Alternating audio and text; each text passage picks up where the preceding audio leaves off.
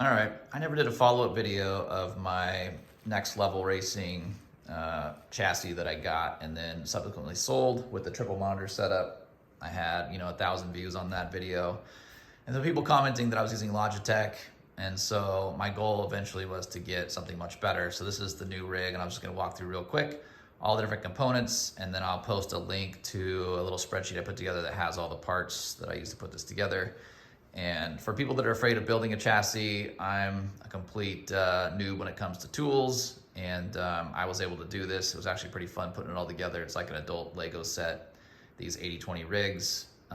So to start with the chassis, it's a Simlab P1X, and I've got the adjustable seat rails on the bottom, so you could slide the seat forward and backwards pretty easily.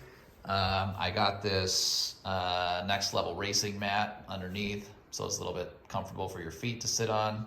I've got the Buttkicker underneath for some vibrations, and I'm probably eventually, well, I know I am, I've already ordered the Simlab SR2 full motion, so I'm gonna put those on this once they get here in about a week. I've got this bucket seat, which honestly, I'd probably give it like 3 stars out of 5. I mean, it does the job.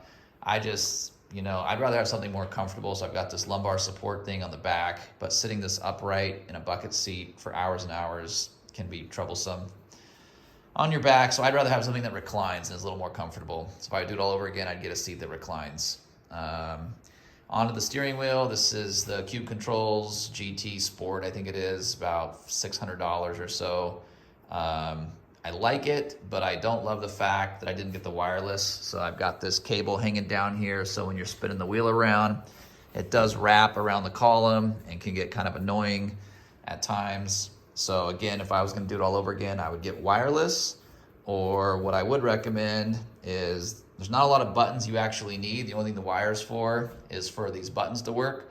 So I've got a button console thing coming where I'm gonna mount it here. And that way I don't need buttons on my steering wheel, because all the buttons I really use are turn on the car, the ignition, radio talking, and return to pits. And those things I think I could all have not attached to my steering wheel. Maybe the comms, the radio comms might be a pain to not have on the steering wheel if you're trying to race and talk to people at the same time.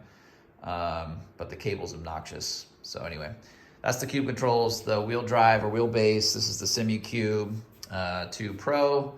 Again, it goes up to 25 Newton meters. I don't even have it set on that because it gets crazy too strong and painful at times. So I've got it set down to like 15 Newton meters max, I believe it is. But I got all the Simucube quick release parts for these wheels, and as you can see on the floor, I've got an OMP steering wheel or OMP steering wheel, and I went ahead and got another Simucube quick release mounted on the back of that so I can easily change steering wheels. This is the amp for the Buttkicker down there on the floor. Let's see, I've got a Heusinkfeld Hand Brake, which is probably overkill, but if you're doing dirt rally stuff and you really want to drift, it's pretty cool. So I mounted it right on the side there. It was really easy to do. I've got my keyboard tray. I think it's the Simlab. You can get through Digital Motorsports. I've got the Thrustmaster. It's like the TH8A. H shifter.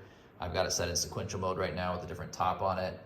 Most of the cars you drive in iRacing are sequential, not H, so I just pretty much leave it on sequential all the time. And computer's about $2,700. And then the Heusinkfeld pedals, they're the Sprint pedals. Again, like, unless you're a really good driver, you want ultra realism. I use auto blip on iRacing. So I almost never use the clutch. So if I was gonna do this all over again, tell somebody to get the bare minimum, I don't think I'd even get a clutch pedal. I would just put the brake on the far left so I can left foot brake a lot easier, more comfortable. So I might eventually just remove my clutch from this whole setup because it's so rare that I use it.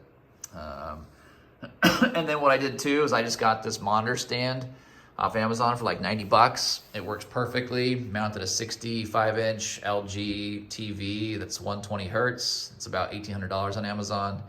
And I love the setup. My face is about 56 inches away from the TV. It feels very comfortable. Eventually, when I've got more room, I'll probably go with a triple 65-inch TV. But as you can see, I've got other things in the way. I don't have the room for it. And there's an iPad going off. Anyway, that pretty much concludes my video. Jeez. Sorry about that, guys. It's not gonna look good on YouTube. Anyway, that's the conclusion of my rig. I think that's about everything that I've done. And I'll post a link to the Google spreadsheet.